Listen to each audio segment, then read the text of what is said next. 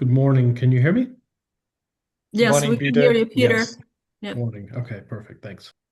All right. Wonderful. Okay. Well, welcome to the Global Chamber Baltimore, Washington Meetup, Capital Harbor exchange. Thank you very much for joining us today.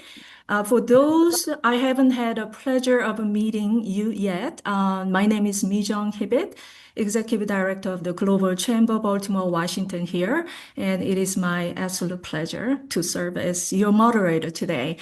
Um, for a brief background, the Global Chamber is a member-supported organization dedicated to accelerating growth through cross-border trade and investment. We bring together CEOs, founders, and executives of firms seeking to expand internationally, connecting them with the resources, network, and insight and knowledge needed to succeed in today's global marketplace.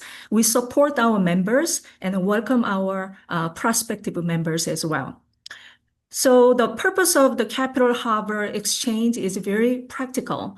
We want to bring together business leaders, entrepreneurs, professionals, and globally minded organizations to share insight and discover opportunities and create meaningful business connection. So today's program is designed around that idea.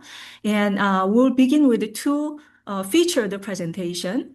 First, we will hear about the development in blockchain and digital innovation, including insight from the first international blockchain boot camp and an expo that was successfully held in Maryland. And then we'll turn over to a second speaker about also another area rapidly evolving, water and energy saving solutions.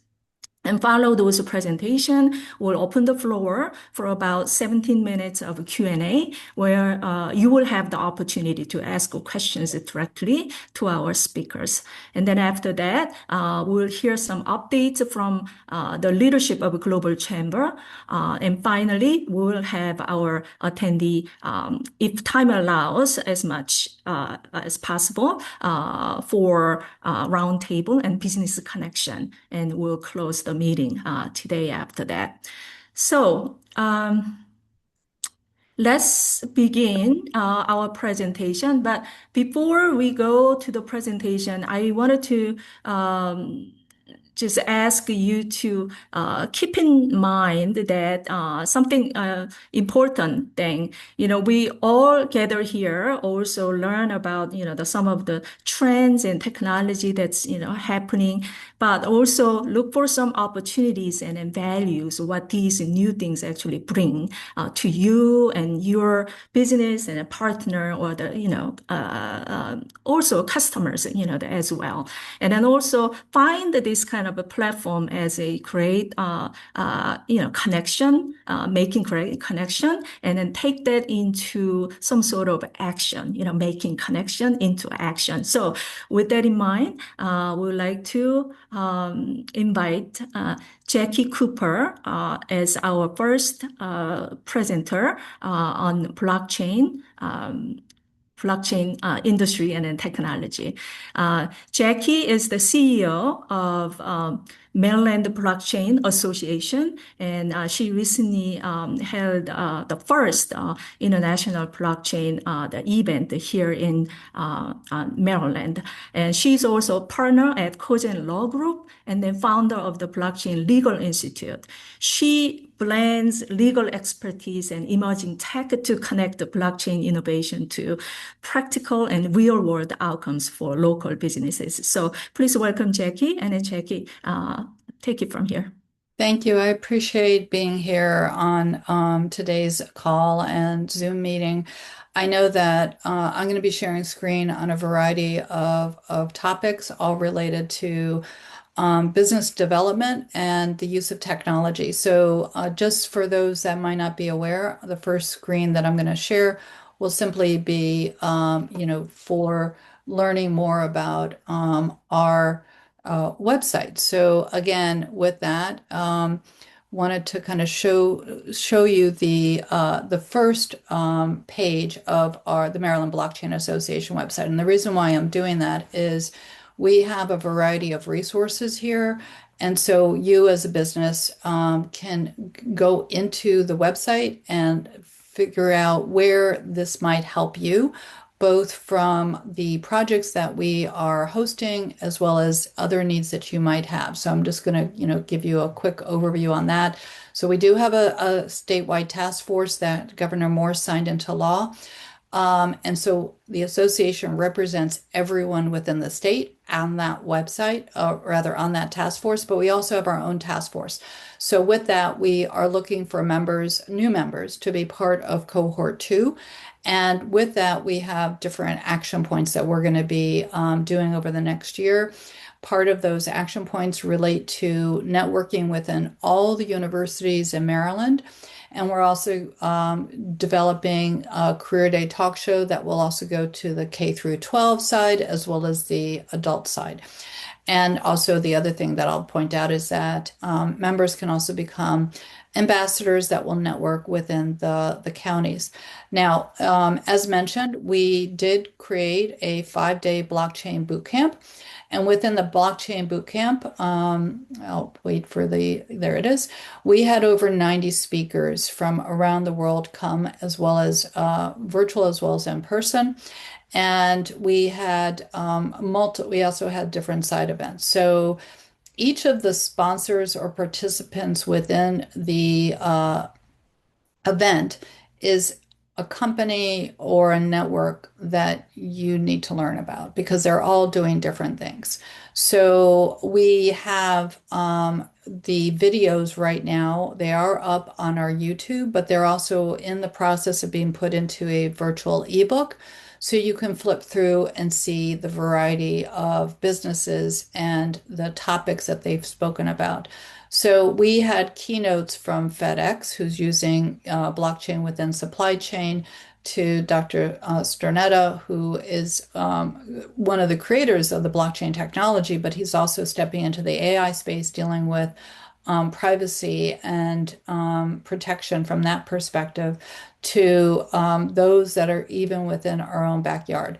We had different delegates and senators that were part of it, but we also had different exchanges that were there. We had BitCo, which was connected with the Blockchain for Good Alliance. And so again, each of these various applications, whether it was from the business application side or the development side, is something that as we kind of navigate and as AI kind of overlays things, we need to be thinking about. So, for example, Dr. David was talking about the technology side and the protections that were needed. You had Kyle, who was talking about how you create an AI agent. You had Gerard Daché from GBA, who was talking about 5 different topics, from blockchain 101 to the blockchain maturity model to how do you sell Web3 services to your Web3 services to government. And yet we also had Suleiman, who is with MasterCard, and they have they're doing digital assets, but they're also creating wallets for AI agents. Again, you have a lot of different technology applications here, as well as those in the footprint. Mona is dealing with, she is an attorney with Cogent, but we also have a series dealing with real estate for real estate agents and how to integrate blockchain technology and what does tokenization mean and that type of thing. In fact, I saw a post and I reached out to them because of the fact that we do, different virtual summits. In the marine area with shipping, it's now being tokenized. And again, there are a variety of blockchains and companies that are looking at that. So we have there's a whole layer of questions involved with that, both for the consumers as well as the businesses. So again, if you go through the various speakers that we've had, like Chris Light, who I've been in a lot of deep discussions with about the food supply safety, because his application eLivestock can help with some of the the news breaks that we've been seeing about the contamination of food supply. So having some of the food suppliers actually be on chain, so you can backtrack to see where was the food sourced from the farm and where is it going, and how do you put brakes on it so that way you can help with the health of our community. All important things, in addition to the idea that it can also prevent different areas. So you have also Ian from SymbiChain, who's working with various military and government operations, all dealing with on-chain. Then you have this year in Maryland and the United States, the Uniform Commercial Code is being updated with their digital asset definitions. And Steve actually is helping on the Maryland side. So I know that we're going to be passing the updated definition at this next go around. And so again, there are the conversations that we had, depending upon if you're interested in pay rails or other technology applications. We had a lot of different workshops, so you can pick and choose. As I said, it's over 90 hours. We had the Wyoming Stable Token Commission talk about their product, what they're doing, and how it can be white labeled. And this doesn't mean just in the United States. It could be lessons learned from them for other countries as well. And then we also had, Hacken, which is one of definitely a cybersecurity provider, including Chainlink, who also can provide insights on how do you create safety safeguards for your businesses. We had Dave, who's from Chainlink Labs, doing his conversation. And then we had different companies from Maryland as well, like Blendtec, it's a new company that, well, it's been around for a short while, but it's looking at how do you blend the technology so that way if someone is using a cloud service and wants to go over to the technology of blockchain or anything else, how do you do that? And so that's where their support and can help. Then we have a very important topic, and that's insurance. Realm Insurance Company, I've known them for a number of years because of speaking in Bermuda. That company is right on the cutting edge of what everyone needs to be thinking about because, again, we all need business insurance. But if you're dealing in the AI and agent area, you need to think about contacting Realm. If you're thinking about you want to have a token or a wallet, you need to think about Realm. Because, again, the insurance can help not prevent something from happening, but cover the loss that might happen. And they're looking at how can insurance support business development in new tech areas. So this company is always looking ahead, and that's why they did their conversation with us and are supportive. Then, of course, you have the industry players like Blockchain Association, Digital Chamber, GBA, GBBC. They also were a part, and they have also a lot of good workshops here, including, the Maryland Tech Council with Kelly Schultz, who also is a supporter of what we're doing.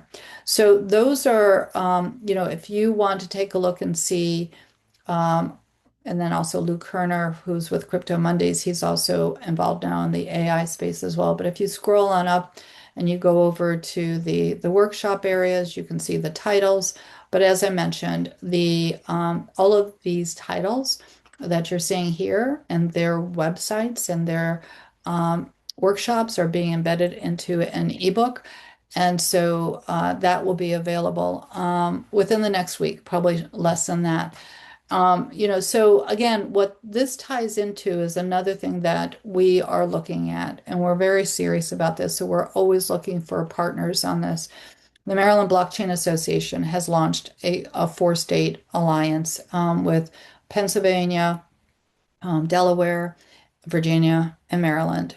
And we are looking at how do we apply for workforce development grants, and how do we have businesses in all four states work with us, because a lot of times you are looking as a business for staff and employees that might have different skill sets, but they might live in a different state. But what we're looking at is how do we cross apply what it is that we need and that what we want in terms of developing skills so that way we can develop the workforce. And we also know that this is important not just at the higher education level, but also in the reskilling of individuals that might not understand the new technology. So again, we are applying for different grants like Earn Maryland and others, and we need business partners to be mentors or part of this. And so again, we, invite people to reach out to offer their services, even in a small way, because again, we are, as everyone knows, a global community, and just because you happen to be in one state doesn't mean that you're not doing business in another state, and sometimes you need to have that expertise from someone else. So I'm going to release my time to back to you, and happy to answer any questions. All right, thank you very much, Jackie. That was a really, really informative overview, and I think you've given us some several important ideas that I know members here or members who will watch the video later, because we will share this video with the members so that they can contact us with the questions separately. But we're gonna hold off the Q&A until later on after the second presenter. So if you have any questions, please make a note of anything you'd like to ask Jackie later on. So thank you, Jackie, again.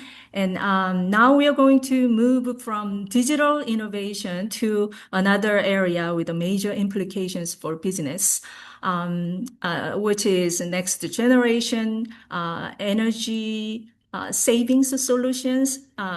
Today, we have a second featured speaker, Chet Seto, founder and managing director of CJ Seto Support Services.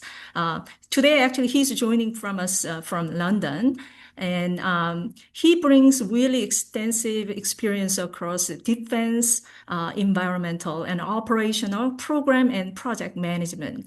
As a U.S. Naval Academy graduate and a retired Navy Reserve captain who flew P-3 Orions, Chet brings over 35 years of experience in environmental, operation, and project management.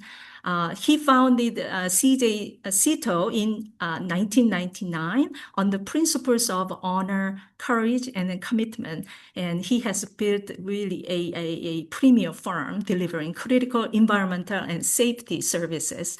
He also actively giving back through leadership roles supporting veterans and foster child and youth development. Welcome, Chad, and let us know about this new technology. Okay, thank you, Mijan. Do I have the screen right now? Can you see my screen? Yes, maybe you want to do the full screen? Let me see. Yeah, I thought I have. Hold on. You are sharing the screen, so how do I? Uh, at the lower, there is some There we button. go. Yeah, that one. Wonderful. How's that? Okay. Okay, well, I guess it's still morning for everybody on the in the United States. It's in the afternoon for me here, and it is hot here. It's about 40 degrees centigrade, so we're looking around 105 degrees here in London. It's scorching here. Uh, but anyway, thank you for giving me the opportunity to talk about a technology that many of you probably have not heard about, but it's a technology that's been around for a while, and it's a technology that was first developed in South Korea. So I was going to talk about two different technologies, but given the time constraint, I wanted to talk to you about cold plasma. The other technology I had talked about before, so I didn't want to repeat myself.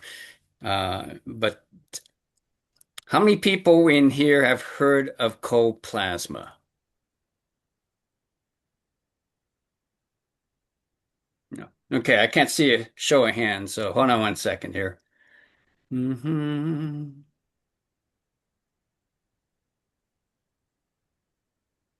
There it goes.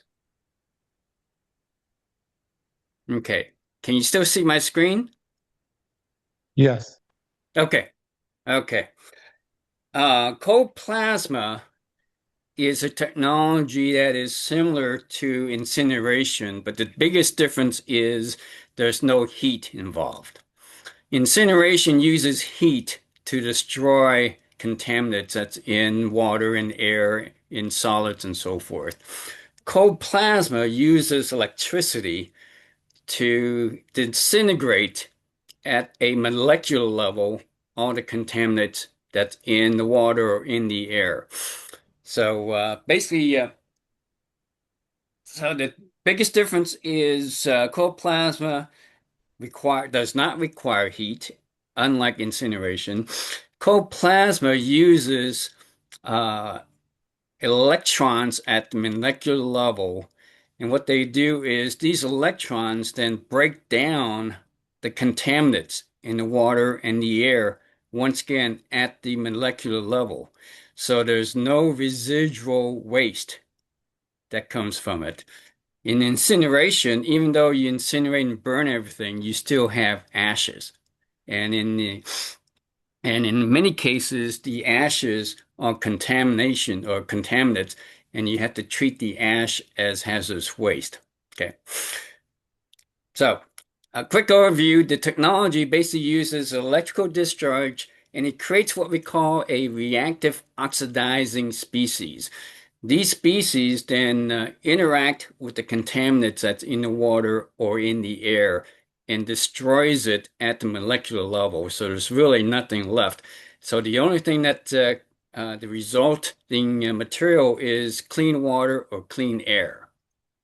And just think of all the different areas where you use a lot of water. And just imagine if you can clean that water and recycle that water. Okay, so I'm going to get into some of those areas in a little bit. Okay, the next page. Okay, so the cold plasma technology was developed in South Korea over 10 years ago. And it's been in use now in the mining industry, the pharmaceuticals, farming, agriculture. So basically any industry that uses a lot of water. And this technology has been endorsed by the South Korean government. So the reason that we have not heard about it here in the United States is the technology has not reached the US yet. It's been focusing mainly in the Asian area. But we are working with the company that has this technology. We're going to bring it to the United States. We're going to bring it to North America. And then we're also going to take it to Europe. Okay.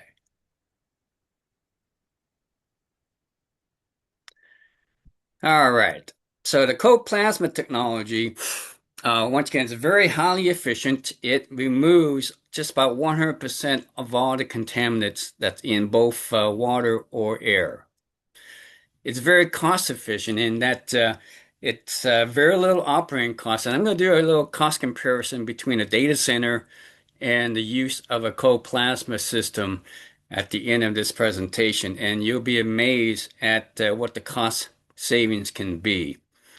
It's very environmentally responsible, zero secondary pollution. So once the plasma does this thing with the water or air, there's no residual waste.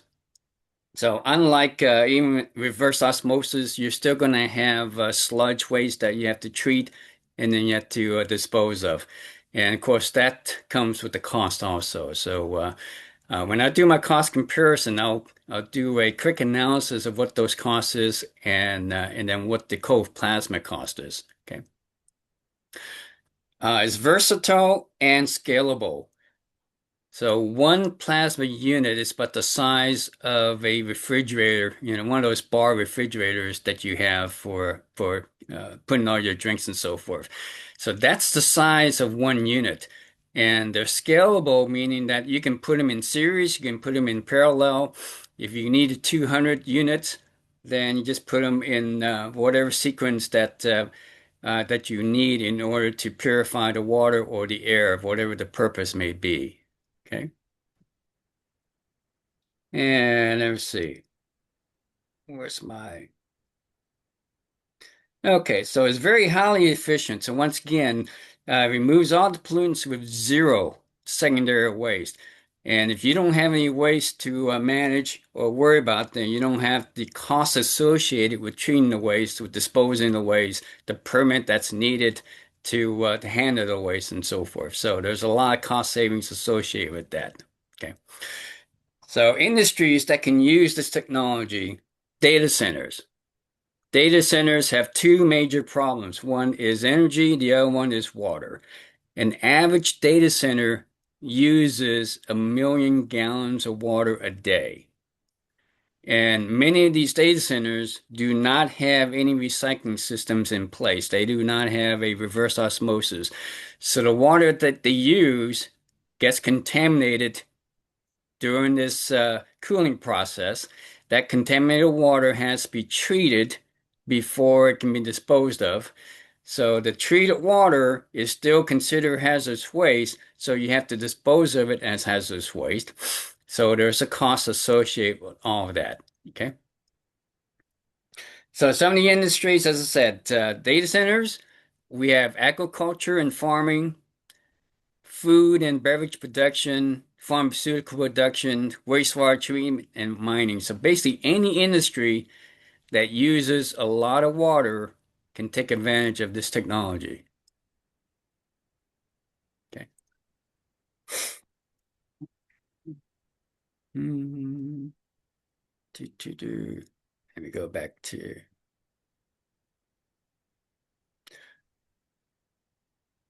Okay, here is a schematic of a data center.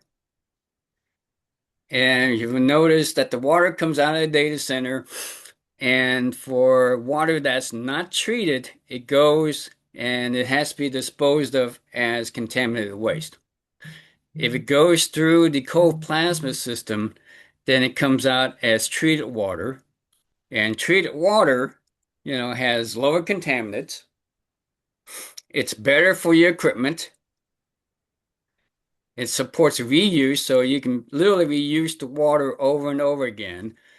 And of course, it also reduces the environmental impact of having contaminated water.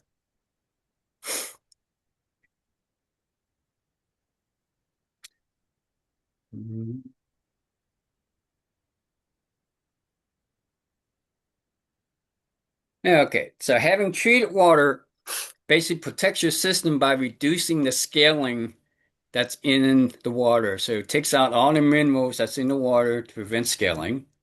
It also takes out all the contaminants that may cause corrosion and takes out any kind of biomaterials, any kind of living organization to prevent biofouling. Okay.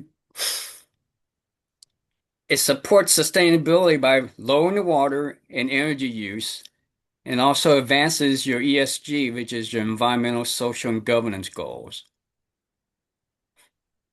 And it builds resiliency, so it strengthens your water quality and operational reliability. And of course, the biggest thing is it enables you to reuse the water. So it improves your water quality for reuse. And if you can reuse your water over and over again, just think of the amount of water, the amount of money that you save if you're using 1 million gallons a day.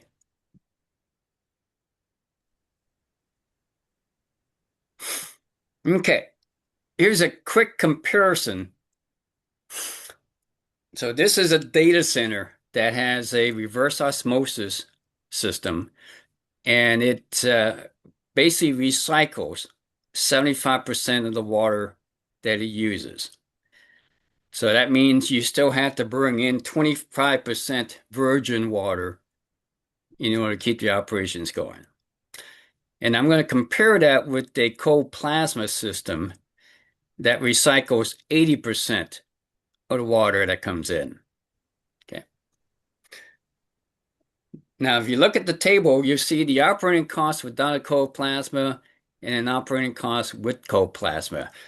And you can see the cost difference is significant. Total cost for water, you're looking at $12 million versus $155,000. And this is per year. The operating cost, 2.9 million. Operating cost for cold plasma, just over 500,000. The total cost without cold plasma is just under 13 million. With cold plasma, just over 700,000. And you're going to wondering, where is that all that cost savings coming from? Or where is all that cost going? Well, with a system, with a reverse osmosis system, you still need the power to generate the reverse osmosis. You need all the chemicals. You have to replace the membranes once the membranes get saturated. You have the hazardous waste disposal associated with the sludge from those membranes. And then, of course, you have to have the permit to treat your hazardous waste water and the fees and so forth. And then you have the labor and operations. So on an annual basis, without cold plasma, you're spending over $14 million more than if you had a cold plasma system in place. So that's the biggest Yeah. difference. We can wrap it up if you can. I think this is it. Thank you very much. See, The reason, perfect timing.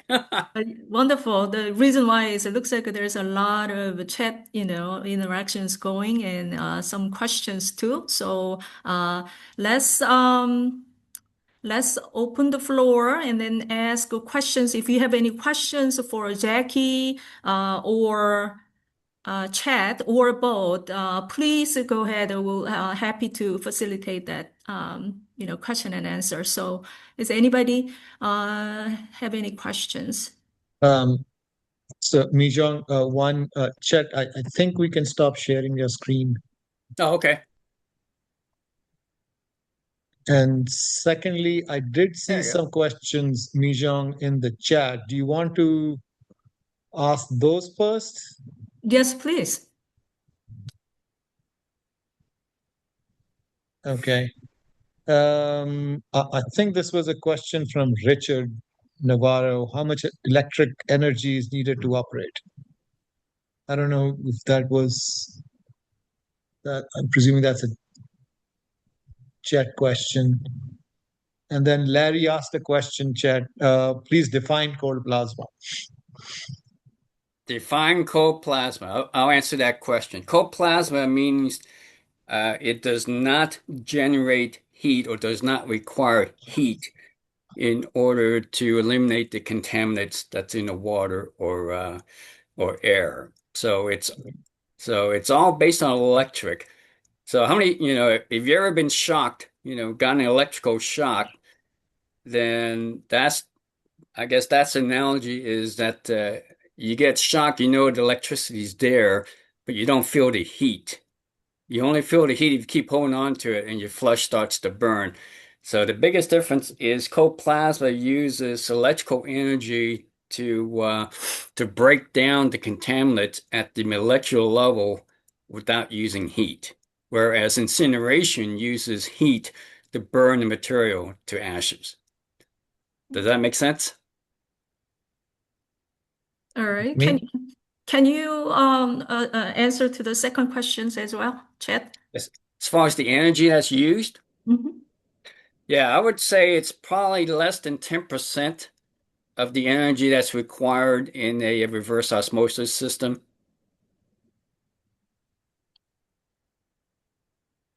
All So right, Richard. we look at it from a system standpoint, not the individual. So if your system uses 1,000 kilowatts a day to operate, then our system will probably use only 100. Okay. All right. But then I guess Richard has a follow-up questions. So where are you going to get the electricity when AI centers are already demanding a lot of energy? Well, it's the same energy that they're using for the reverse osmosis. All right.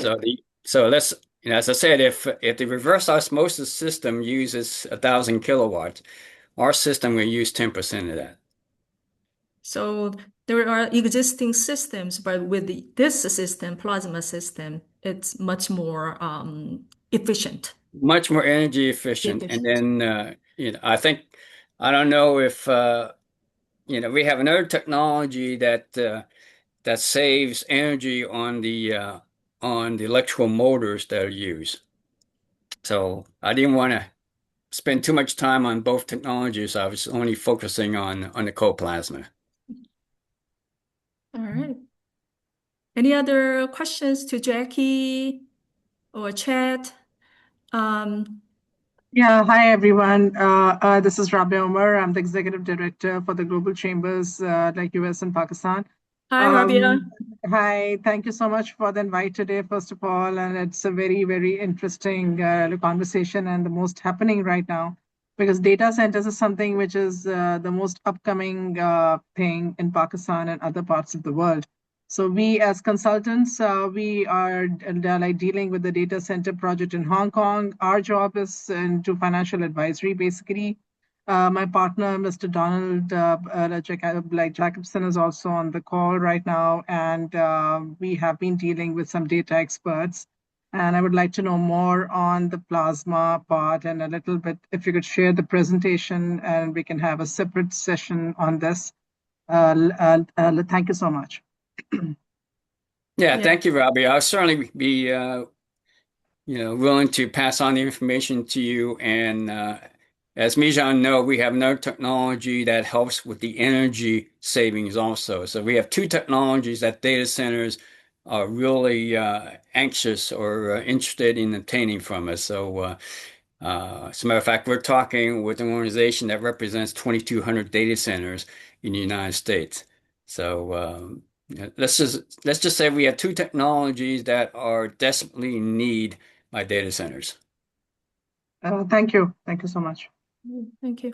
Yeah, there are some, contact information is exchanged via chat. And one of the things that we do for the participant and then the members of the Global Chamber, we will clean out those, the chat and then, share that with you all, our members, so that it can be used as for further connection outside of this meeting. So thank you very much. Any further questions? Mijong, I think Christine has her hand raised. Oh, Christine. Oh, hi. Hi, everyone. Thank you so much for letting me join. My name is Christine. I'm representing Latvian American Chamber of Commerce, and this conversation has been so interesting. I know I dropped this information in the chat as well, but in Latvia, in Northeastern Europe, just as everywhere else in the world, there's active conversations around data centers. And Latvia specifically, it has found some really innovative ways on how to repurpose the water that cannot be recirculated. And I dropped in the chat a webinar that our organization is organizing that's completely free. We're going to be talking about some of the things specifically in Eastern Europe. So if those of you that might find this interesting would love to join, we'd love to have you. It's completely free to register. So just shoot me a message if you're having any issues. And then similarly, I would love to connect with folks that are working with those data centers, and the technology that has been presented has been specifically really interesting because I think we're all trying to find innovative solutions to for the longevity of the needs of today. So thank you so much for allowing me to share. Absolutely. Christine, you can share those, event information with me, and I will definitely amplify, the message. Okay, wonderful. Any more questions?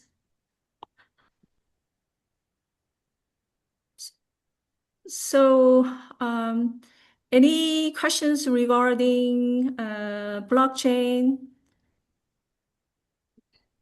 Jackie, I do have a question. So for the Maryland Blockchain Association, for those of us who are not from Maryland, I know we can attend events, and Mijong did send us the details of the event you had, like the week-long event you had a couple of weeks ago.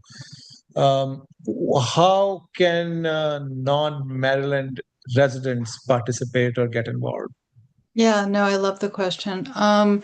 We're all global citizens, so it just happens that the Maryland Blockchain Association has the Maryland flag, but really we're doing business around the world. So, in fact, there's different trade delegations that go different locations, and we cross exchange the businesses and the wisdom that we're all developing. So everyone is welcome to participate in anything that the association does. And as mentioned before, I am co-leading a variety of other international groups. The Blockchain and Legal Institute is an international resource, a variety of we do global summits, and we also have a library of resources there. And then also the Digital Asset Regulatory Authority, which is part of our nonprofit, also has strategic advisors from around the world because of the various business tech developments that are going on. So, but I appreciate the question.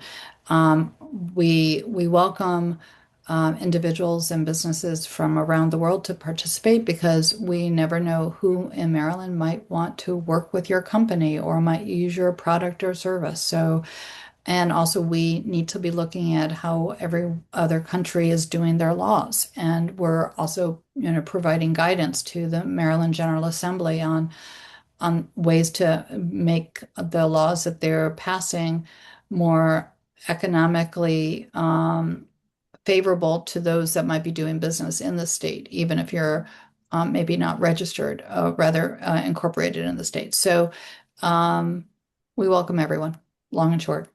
Right. Jackie, there is a follow-up question from Chris on the same lines, which is what are the best next steps to leverage the blockchain progress among the Global Chamber members and the ecosystem? So it's a great question. That's one of the reasons why we started this Workforce Alliance initiative, because we know that it is definitely like a Venn diagram. A lot of the technologies are overlapping, and some stay separate and some, kind of blend. And so we are looking at how is the blockchain technology changing? Where is its application uses changing? And where is it stepping into? So like with the AI agentic commerce side, when the topic of AI first, got started talking about a number of years ago, people might not have thought about the commerce side. Well, now you have it, and now you're thinking, okay, how is that going to impact or be used with blockchain? So different companies and again, stablecoin, there's so much. So that's why participation from around the world is important, because you and the local communities are seeing and hearing things that need to kind of be shared. And that's why it does, whether it's the Maryland Blockchain Association, Blockchain Legal Institute, or DARA, we want to hear more about what you're doing and what the needs are, because there's a lot of overlap. All right. Right. Thank you. Thank you very much. Jackie, before we closing up this Q&A, can I ask one question to you? Because I actually attended your event. That was a really, really successful event where even, senator come and then spoke, and a lot of experts, exchange their insight and things like that. One thing, so like international wire transfers, right? I'm not you're a legal expert and not really financial expert, but businesses, international businesses that we're doing, we send the payments, and there's a lot of this financial issues, and international wire transfer takes days and cost high fees, right? How are the companies using digital dollars? I heard a lot about stablecoin discussion there to pay international suppliers in minutes instead of days, right? It's not a too technical question, but I think it's interesting because we keep hearing about this stable coin. So if you can just briefly, touch upon that, that would be appreciated. Yeah, so there's there's a variety of stable coins, and that's the other thing that every business has to think about is what kind of stable coin are you going to be transacting your business in, and what is your customer going to be transacting back and forth. There's the major players, Visa, MasterCard, Swift, they're all looking at this. They're all creating this open source type of platform that includes looking at how pay rails are being used across business, across supply chain. So this is something that I think every business has to do their research on to figure out, okay, what is cost effective? What do they currently have embedded to pay out their suppliers or their customers? What do you want to embed in to pay your customers and suppliers, and vice versa? And what are the cost savings? And then what is the security? Because again, even though you might add something because you're going to be saving money from how fast the transfer is, but do you have the security in place for the receipt of the funds and not to get hacked or things like that? So you always have to think about not just the profit that you're making, but also the protections that you're putting around. Because there are many different types of blockchains, there are many different types of stable coins, and there's many different types of hacks now. So you just have to think about the balance of your economics. So that's I know that might not be a direct question, but it's everyone who's in a pay rail community is thinking about how do we incorporate these stable tokens, but everyone who's competing with the stable tokens are also thinking about how do we include that, because they don't want to lose their economics. So they're going to also be applying the same technology in a way so they can continue to benefit because they don't want to be put out of business. Wonderful. Thank you. Thank you very much, Jackie. And then there was one comment about remittances, in the chat box, but thank you, Michael, for that comment. And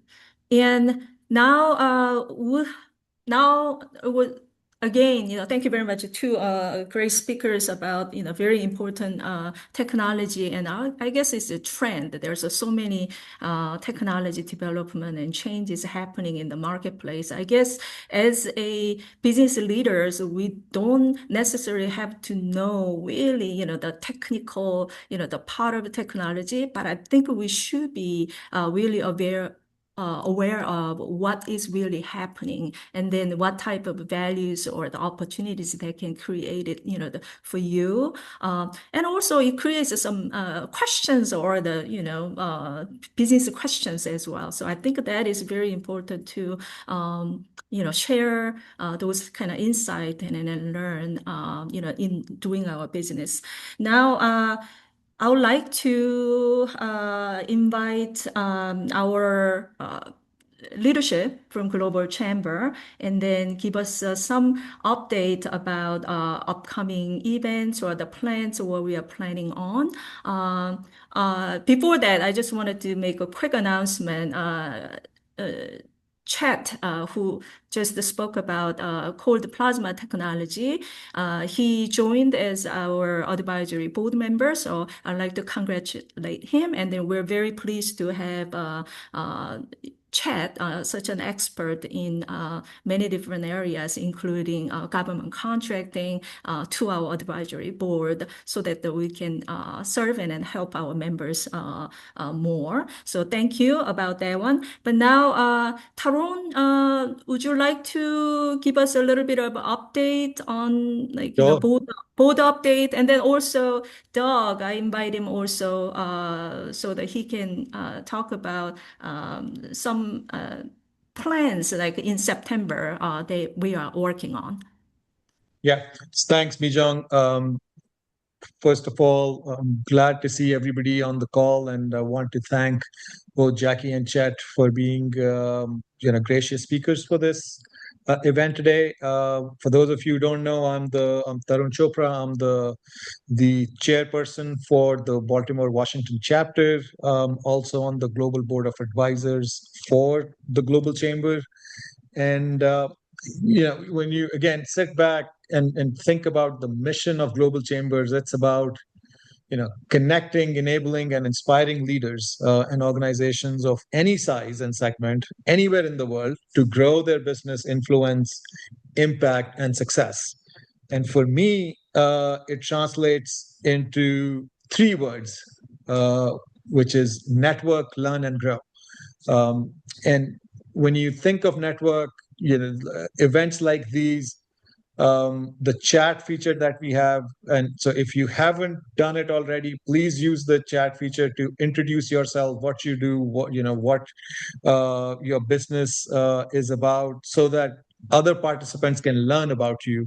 So the networking part is very important from a global chamber perspective.